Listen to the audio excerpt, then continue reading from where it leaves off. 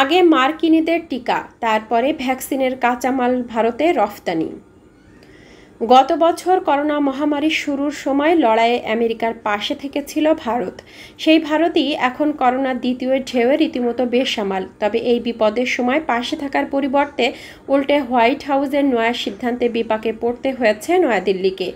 আমেরিকানদের vaccine না দেওয়া পর্যন্ত করোনা টিকার গুরুত্বপূর্ণ কাঁচামাল ভারতে রফতানি করা হবে না, এমনটাই জানানো হয়েছে জো বাইডেনের প্রশাসনের পক্ষ থেকে। আর এই বিষয়টি নিয়েই দেখা দিয়েছে চরম বিতর্ক, যার আঁচ পড়তে পারে দুই দেশের সম্পর্কেও। সম্প্রতি করোনা টিকা তৈরির গুরুত্বপূর্ণ কাঁচামাল রফতানি করার জন্য মার্কিন প্রেসিডেন্টের কাছে আবেদন জানিয়েছিলেন সেরাম ইনস্টিটিউটের সিইও আদর পুনেওয়ালা। যদিও হোয়াইট হাউসের পক্ষ থেকে জানানো হয়েছে এই রফতানি এখনই সম্ভব নয়। এই প্রসঙ্গে মার্কিন স্টেট ডিপার্টমেন্টের মুখপাত্র নেড প্রাইস জানান, মার্কিন প্রশাসনের কাছে সবচেয়ে গুরুত্বপূর্ণ সমস্ত মার্কিনীদের টিকা দেওয়া, তারপরে করোনা গুরুত্বপূর্ণ কাঁচামাল ভারতে রফতানি করা হবে। এর পেছনে অদ্ভুত যুক্তিও দেন প্রাইস। তার কথায় গোটা বিশ্বের সবচেয়ে বেশি করোনা আক্রান্ত আমেরিকায়, তাই এদেশের জনগণকে টিকা দিলে প্রত্যেক দেশের মানুষের উপকার হবে। কারণ আমেরিকার মৃত্যু ও সংক্রমণের হার সবচেয়ে বেশি, তাই আমেরিকার মানুষকে করোনামুক্ত করলে গোটা বিশ্বে তা ছড়িয়ে পড়বে না। আমেরিকার জন্য অন্য দেশের সমস্যা হবে না। ইতিমধ্যে এই প্রসঙ্গে আমেরিকার সেক্রেটারি অফ স্টেট অ্যান্টনি ব্লিংকেনের সঙ্গে ভারতের বিদেশমন্ত্রী এস জয়শঙ্করের কথা হয়েছে। তবে বাইডেন প্রশাসন আশ্বাস দিয়েছেন, ভারতে যাতে টিকা উৎপাদনের সমস্যা না হয় সেদিকটাও খেয়াল রাখবেন তিনি। তার সত্ত্বেও অনেকেই এই বিষয়টি নিয়ে প্রশ্ন তুলেছেন, এমনকি এতে যে দুই দেশের সম্পর্কে আরও জটিলতা তৈরি হবে এমনই আশঙ্কা প্রকাশ করেছেন কূটনৈতিক বিশেষজ্ঞরা। এদিকে এই বিতর্কের মাঝেই আবার ভারতের পাশে দাঁড়াতে বাইডেন প্রশাসনকে আর্জি জানিয়েছেন আমেরিকার অন্যতম বড় সংগঠন ইউএস চেম্বার অফ কমার্স। তাদের দাবি, অ্যাস্ট্রাজেনেকার কয়েক কোটি ডোজ সংরক্ষিত হয়েছে মার্কিন মুলুকে, কারণ সেদেশে এখনও এই টিকা ছাড়পত্র পায়নি। অথচ দেশের অনেক নাগরিকই ভ্যাকসিনের প্রথম ডোজ বা দুইটি ডোজই পেয়েছেন, আর তাই অ্যাস্ট্রাজেনেকার টিকা আপাতত ব্যবহার করা হচ্ছে না। অবিলম্বে ভারতসহ করোনায় বিধ্বস্ত দেশগুলোকে সেই ডোজ দিয়ে দেওয়া হোক, এমনটাই দাবি জানিয়েছেন তারা। যদিও এই নিয়ে এখনও কোনো সিদ্ধান্ত নেয়নি বাইডেন প্রশাসন। সবুজ সংকেত পেলেই জাহাজে করে ভারতে অক্সিজেন পাঠাবে রাশিয়া। দেশ জুড়ে করোনার গ্রাফ যত ঊর্ধ্বমুখী হচ্ছে ততই চাহিদা বাড়ছে অক্সিজেনের। গত কয়েকদিনের সামনে এসেছে একাধিক মর্মান্তিক ঘটনা। অক্সিজেনের জন্য হন্যে হয়ে খুঁজতে হচ্ছে করোনা আক্রান্ত পরিবারকে। আবার কোথাও অক্সিজেনের অভাবে ঘটছে মৃত্যু। এই পরিস্থিতিতে অক্সিজেনের গাড়িকে যাতে পর্যাপ্ত সুরক্ষা দেওয়া হয় তার জন্য রাজ্য ও কেন্দ্রশাসিত অঞ্চলগুলোকে চিঠি দিয়েছে কেন্দ্র।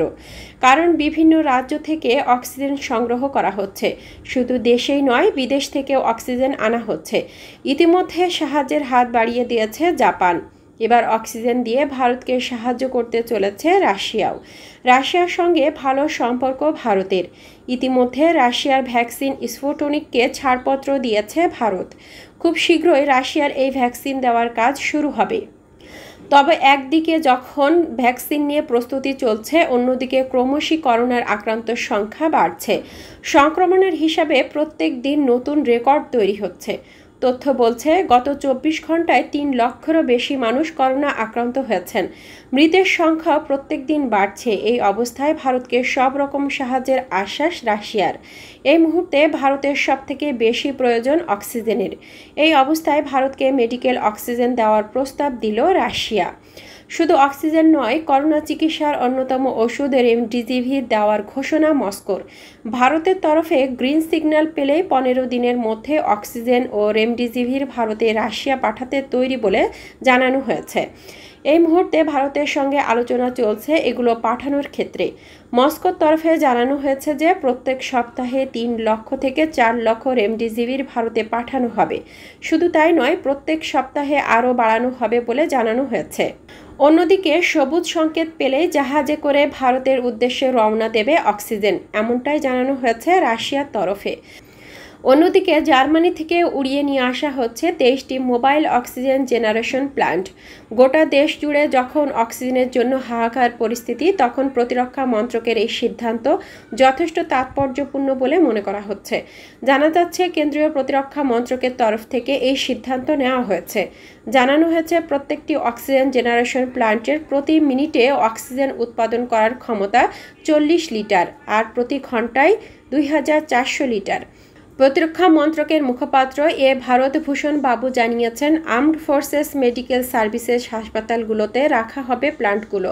করোনা আক্রান্তদের চিকিৎসায় ব্যবহার করা হবে সেগুলো। প্রয়োজনে সেখান থেকে তৈরি হওয়া অক্সিজেন সর্বত্র ছড়িয়ে দেওয়া হবে। ডিয়ার ভিউয়ার্স, আমাদের চ্যানেলের নিউজগুলো যদি আপনাদের ভালো লাগে তবে আমাদের চ্যানেলকে সাবস্ক্রাইব করুন। আপনার বন্ধুদেরকেও সাবস্ক্রাইব করতে উৎসাহিত করুন। নতুন নতুন নিউজ জানার জন্য আমাদের সাথেই থাকুন। ধন্যবাদ।